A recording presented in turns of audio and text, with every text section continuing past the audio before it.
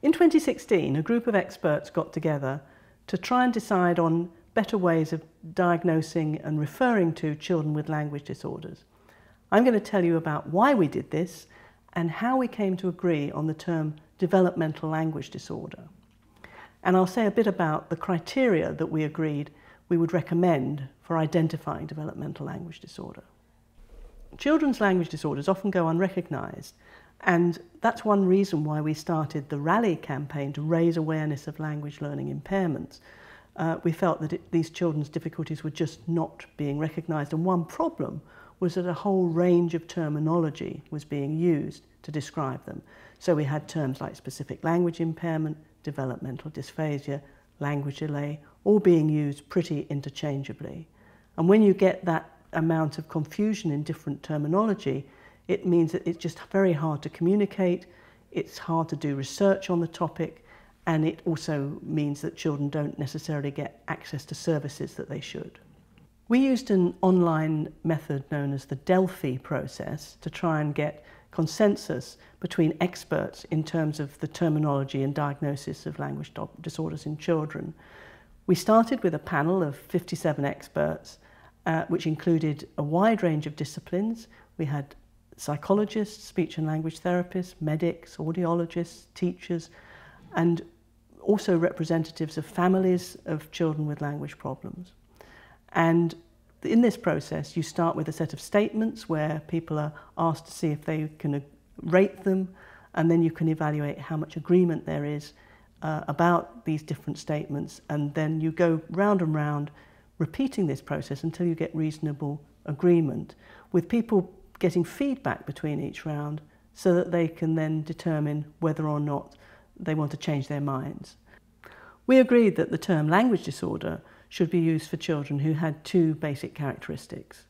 First, they have severe language problems that actually interfere with communication in everyday life and or affects educational progress. Second, those problems are not likely to resolve spontaneously, but they're more likely to persist over time. And making that judgment, of course, is not always easy, but we do have some information from previous studies that have followed children over time that can be used to help make that decision. For some children, language disorder is part of a coexisting biomedical condition, such as Down syndrome, autism spectrum disorder, or brain injury. And these children, it's important to recognise that they have a language disorder, but they are likely to need a kind of intervention that takes into account the other difficulties that go along with that particular condition. For many children, though, language disorder occurs as a major difficulty without any obvious explanation. And for these children, we recommend the term developmental language disorder.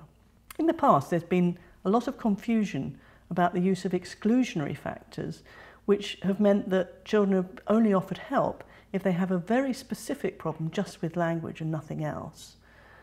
Now, it's become increasingly obvious that many children with language problems do have additional coexisting conditions, such as some attentional problems or perhaps motor problems, for instance.